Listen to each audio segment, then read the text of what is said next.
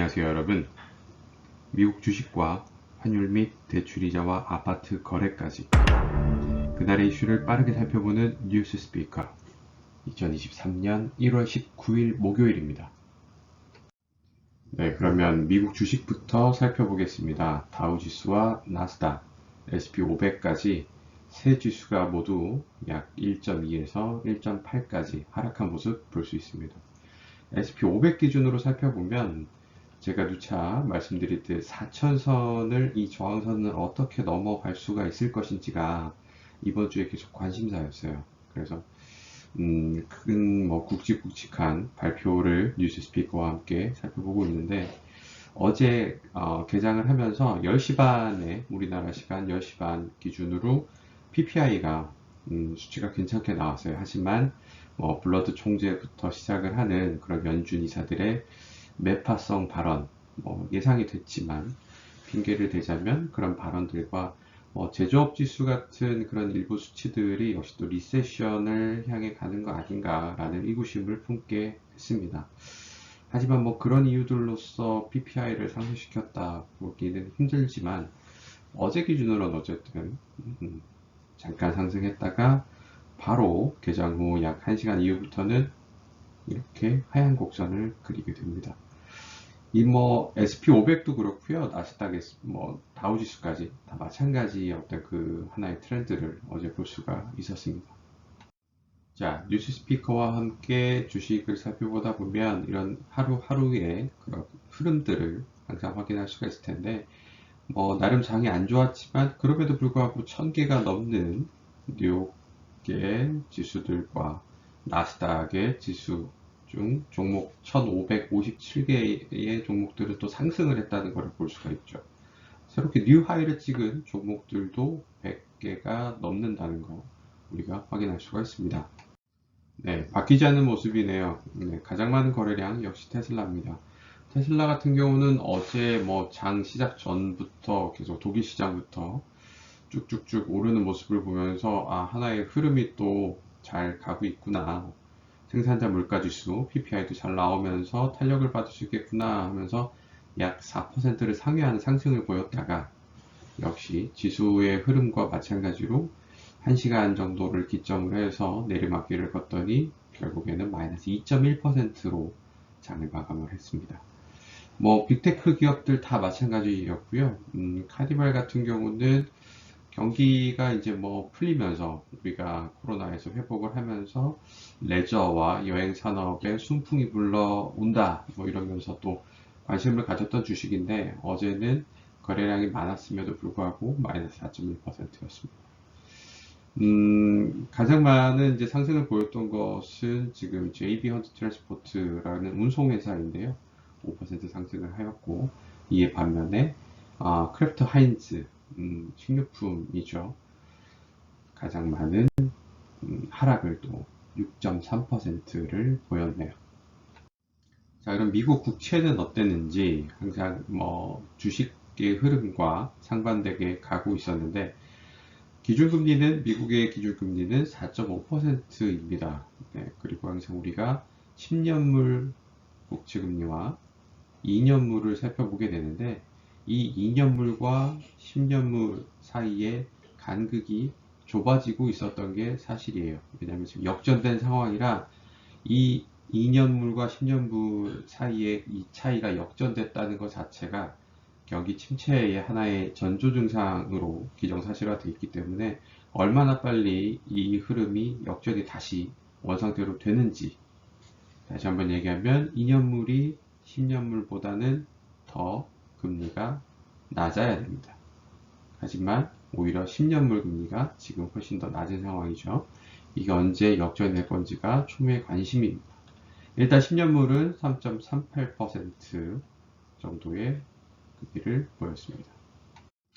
네, 뉴스 스피커에서 어제의 관심사 중에 하나였던 일본은행의 기준금리 발표 그대로 간다고 했습니다. YCC라고 불리는 그들의 어떤 하나의 정책 방향을 기존대로 우리는 세계 다른 나라와 다르게 계속 양적 완화를 그 기조로 하겠다. 변하지 않겠어. 우리는 그런 말을 하면서 상당폭 하락을 했던 게 사실인데 지금 오늘 기준으로는 장 시작과 동시에 조금 상승한 모습을 볼 수가 있죠. 0.55 정도.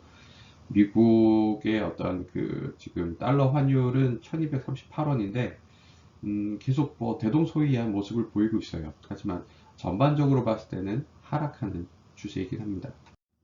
네, 항상 재테크라는 것은 안전하게 확인을 하고 지수나 어떤 그 테크니컬 모먼트나 확인을 하고 들어가는 것도 좋지만 어느 정도 흐름을 예상을 하면서 들어가는 것도 하나의 묘미가 될 수 있겠죠. 비트코인 같은 경우는 2만 1000불을 넘어가면서 연초 대비 약 30% 증가를 할 수 있다고 지금 보여지고 있었는데 일단 어제 기준으로는 살짝 소폭 하락한 모습을 볼 수가 있습니다. 미국 주식도 마찬가지예요. 그죠? SP500 지수로 4,000포인트를 어떻게 사수하는지가 중요했던 것처럼 과연 그 흐름이 다시 상승 기조를 탈지 아니면 많은 전문가들이 예상했죠. 2023년 1, 4분기에는 하락할 것이다라는 그 느낌대로 다시 조정이 될지는 계속해서 오늘 내일 한번 지켜보면 좋을 것 같습니다. 네, 주택담보대출 우리의 레버리지를 위해서 한번 또 살펴보기로 하죠.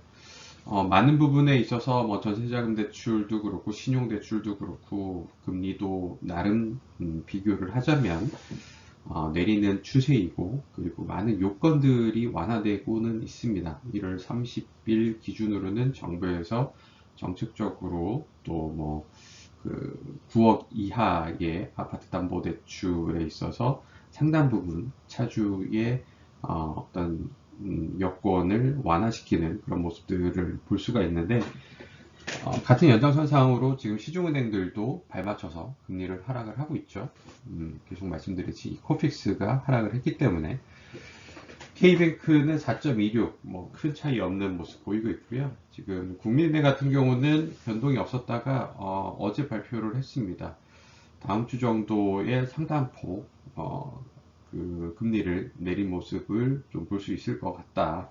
그래서 한번 설 이후를 지켜보면은 국민은행과 우리은행이 그래도 나름 조금 아직까지는 금리 하락에 있어서 인색한 모습을 보였는데 어떨지 한번 지켜보시죠. 네, 정기 예금은 목돈을 굴리는 거고요. 정기 적금은 목돈을 만드는 거죠. 일단 우리의 호주머니에 많은 돈이 없더라도 그 돈을 잘 굴릴 수 있는 방법. 정기예금 대구은행이 역시 4.95%로 어제와 동일합니다. 나머지 시중 5개 은행을 기준으로 했을 때는 5% 넘는 정기예금 금리는 지금 찾아볼 수가 없는 상황이죠. 정기 적금 같은 경우도 역시 어제와 전혀 차이가 없습니다. 하지만 지금 보이시는 표는 19개 은행 중에서 이제 최고금리 전북은행 1개 이외 5대 은행으로 설정이 된 건데요.